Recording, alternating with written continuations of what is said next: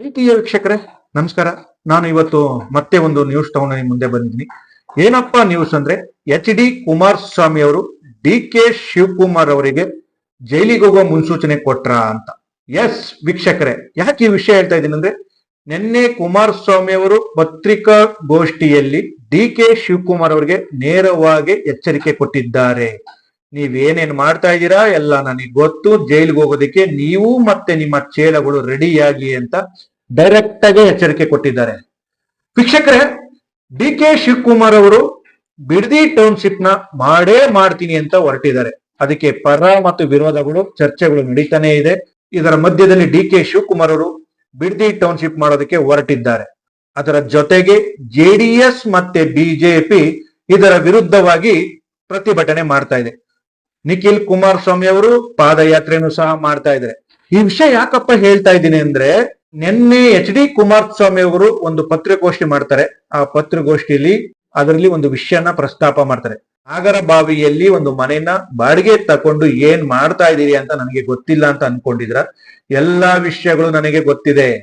ಆದಷ್ಟು ಬೇಗ ನೀವು ಮತ್ತೆ ನಿಮ್ಮ ಚೇಲಗಳು ಜೈಲಿಗೆ ಹೋಗೋದಕ್ಕೆ ರೆಡಿಯಾಗಿ ಅಂತ ನೇರವಾಗಿ ವಾರ್ನಿಂಗ್ ಮಾಡಿದ್ದಾರೆ. ಇದರ ಮಧ್ಯದಲ್ಲಿ ದರ್ಶನ್ ಪುಟ್ಟಣ್ಣಯ್ಯ ಅಂದ್ರೆ ಮೇಲುಕೋಟೆ MLA ಅವರು ಈಗ ಕಾಂಗ್ರೆಸ್ ಪಕ್ಷದಲ್ಲೇ ಗುರುತಿಸಿಕೊಂಡಿದ್ದಾರೆ. ಅವರು ಸಹ ಬಿಡದಿ ಟೌನ್ಶಿಪ್ ಬಗ್ಗೆ ಬೇಡ, ಇದನ್ನ ಇಲ್ಲಿಗೆ ಕೈ ಬಿಡಿ ಅಂತ ಇದು ಮಾಡಿದ್ದಾರೆ. ಇದರ ವಿಷಯದ ಮಧ್ಯದಲ್ಲಿ ರಾಹುಲ್ ಗಾಂಧಿ ಅವರಿಗೆ ಬಿಡದಿ ಟೌನ್ಶಿಪ್ ಬಗ್ಗೆ ಈಗಾಗಲೇ ವಿಷಯಗಳು ತಲುಪಿದೆ. ರಾಹುಲ್ ಗಾಂಧಿ ಅವರು ಬಿಡದಿ ಟೌನ್ಶಿಪ್ ಬಗ್ಗೆ ರಿಪೋರ್ಟ್ ನ ತರಿಸ್ಕೊಂಡಿದ್ದಾರೆ. ಅದನ್ನ ಆಳವಾಗಿ ಯೋಚನೆ ಮಾಡಿ ಇದರ ನಿರ್ಧಾರ ತಗೊಳ್ಳೋದಕ್ಕೆ ಮುಂದೆ ಆಗಿದ್ದಾರೆ. ನಿನ್ನೆ BK ಹರಿಪ್ರಸಾದ್ ಕಾಂಗ್ರೆಸ್ಸಿನ ಅಧ್ಯಕ್ಷರಾಗಿ ಪ್ರಮಾಣ ವಚನ ಸ್ವೀಕಾರ ಮಾಡ್ತಾರೆ. ಅದರ ಭಾಷಣದಲ್ಲಿ ಮಲ್ಲಿಕಾರ್ಜುನ್ ಅವರು ಭಾಷಣ ಮಾಡಬೇಕಾದರೆ DKಯ ಅಭಿಮಾನಿಗಳು DK ಅಂತ ಹೋಗಕ್ಕೆ ಸ್ಟಾರ್ಟ್ ಮಾಡ್ತಾರೆ.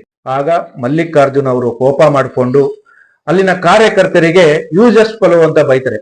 ಯೂಸಸ್ ಫಲೋ ಅಂದ್ರೆ ಏನ್ ಅರ್ಥ ಗೊತ್ತಲ್ಲ, ಕೆಲಸಕ್ಕೆ ಬಾರದವರು ಅಂತ. ಅಂದ್ರೆ ಇಲ್ಲೇ ಗೊತ್ತಾಗ್ತಾ ಇದೆ DKಗೆ ಅಭಿಮಾನಿಗಳು ಎಷ್ಟು ಸಪೋರ್ಟ್ ಮಾಡ್ತಾ ಇದ್ರು, ಅವರ ಹೈಕಮಾಂಡ್ ಸಪೋರ್ಟ್ ಮಾಡ್ತಿದ್ಯಾ ಇಲ್ವಾ ಅನ್ನೋದು. ಇದರ ಮಧ್ಯದಲ್ಲಿ ಕುಮಾರಸ್ವಾಮಿ ಅವರಿಗೆ DK ಶಿವಕುಮಾರ್ ಒಂದು ಸವಾಲ್ ಹಾಕ್ತಾರೆ. ಬನ್ನಿ, ನಿಮ್ಮ ಜೊತೆ ನಾನು ಚರ್ಚೆ ಮಾಡಲು ರೆಡಿ ಇದ್ದೇನೆ. ಅಂದ್ರೆ 26ನೇ ತಾರೀಕು ವಿಧಾನಸೌಧಕ್ಕೆ ಬನ್ನಿ, ನಾನು ನಿಮ್ಮ ಜೊತೆ ಚರ್ಚೆ ಮಾಡಲು ಸಿದ್ಧನಿದ್ದೇನೆ ಅಂತ DK ಶಿವಕುಮಾರ್ ಕುಮಾರಸ್ವಾಮಿಗೆ ಸವಾಲ್ ಹಾಕ್ತಾರೆ. ಕುಮಾರಸ್ವಾಮಿ ಅವರು ನಾನ್ ರೆಡಿ ಇದ್ದೀನಿ, ಆದರೆ 26ನೇ ತಾರೀಕು ಆಗಲ್ಲ, 27ನೇ ತಾರೀಕು ಬೈರಮಂಗಲದ ರೈತರ ಮುಂದೆ ನಾನು ರೆಡಿ ಇದ್ದೀನಿ, ಬನ್ನಿ ಅಂತ ಹೇಳ್ತಾರೆ. ನಾನೇಕೆ ಕುಮಾರಸ್ವಾಮಿ ಅವರಿಗೆ ಉತ್ತರ ಕೊಡಲಿ ಎನ್ನುವ ಪ್ರಸ್ತಾಪಕ್ಕೆ ಬರ್ತಾರೆ.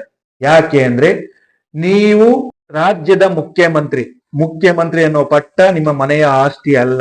ನೀವು ಕುಮಾರಸ್ವಾಮಿಗಾಗಲಿ, ರಾಜ್ಯದ MLAಗಳಿಗಾಗಲಿ, ರಾಜ್ಯದ ಜನರಿಗಾಗಲಿ ಉತ್ತರ ಕೊಡಲೇಬೇಕು. ನೀವು ಉತ್ತರ ಏನೇ ಕೊಡಿ, ಅದು ಬೇರೆ ಪ್ರಶ್ನೆ. ನೀವು ಉತ್ತರ ಏನೇ ಕೊಟ್ರು ಸಮಸ್ಯೆ ಇಲ್ಲ, ಆದರೆ ಕೇಳುವ ಪ್ರಶ್ನೆಗೆ ಉತ್ತರ ಕೊಡಲೇಬೇಕು. ಯಾಕೆ? ನೀವೇ ತಾನೇ 26ನೇ ತಾರೀಕು ನೀವು ವಿಧಾನಸೌಧಕ್ಕೆ ಬನ್ನಿ, ಚರ್ಚೆಗೆ ನಾನು ರೆಡಿ ಇದ್ದೀನಿ ಅಂತ ಹೇಳ್ರಿ. ಈಗ ಕುಮಾರಸ್ವಾಮಿ ಅವರು ಚರ್ಚೆಗೆ ರೆಡಿ ಇದ್ದಾರೆ. 27ನೇ ತಾರೀಕು ಬೈಲಾದಲ್ಲಿ ರೈತರ ಮುಂದೆ ಚರ್ಚೆಗೆ ಸಿದ್ಧರಿದ್ದಾರೆ. ನೀವ್ಯಾಕೆ ಈಗ ಹೋಗಕ್ಕೆ ರೆಡಿ ಇದಾಗ್ತಾ ಇಲ್ಲ?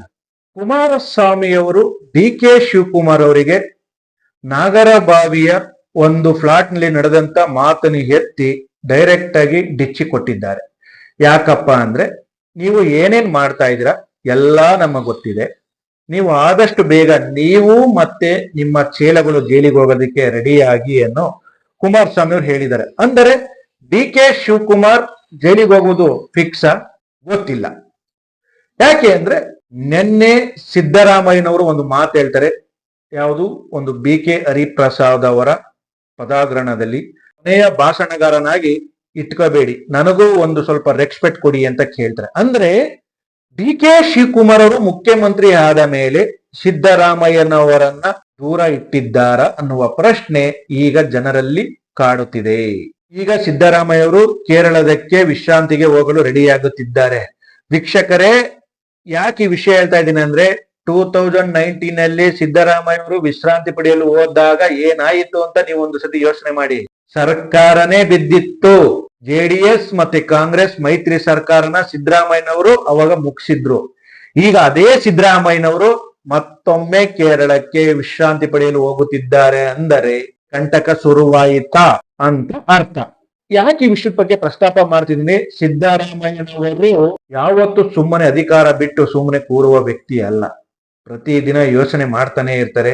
ಇವತ್ತು ಕೇರಳದಕ್ಕೆ ಪ್ರವಾಸದಕ್ಕೆ ಹೊರಡ್ತಿದ್ದಾರೆ ಅಂದ್ರೆ ಅಲ್ಲಿನ ಒಂದು ಪ್ಲಾನ್ ಏನೋ ಇದ್ದೇ ಇರುತ್ತೆ. ಪ್ರಿಯ ವೀಕ್ಷಕರೇ, ಸಿನಿಮಾ, ರಾಜಕೀಯ, ವಿಚಾರ, ವಿಮರ್ಶೆ, ಸಂದರ್ಶನ, ಹಲವಾರು ವಿಷಯಗಳಿಗಾಗಿ ನಮ್ಮ ಆದಿಪುರುಷ ಸ್ಟುಡಿಯೋಸ್ ಚಾನೆಲ್ಗೆ ಸಬ್ಸ್ಕ್ರೈಬ್ ಮಾಡಿ. ಲೈಕ್, ಶೇರ್, ಕಮೆಂಟ್ ಮಾಡುವುದರ ಮೂಲಕ ನಿಮ್ಮ ಬೆಂಬಲ ವ್ಯಕ್ತಪಡಿಸಿ. ಮತ್ತೆ ಸಿಗೋಣ.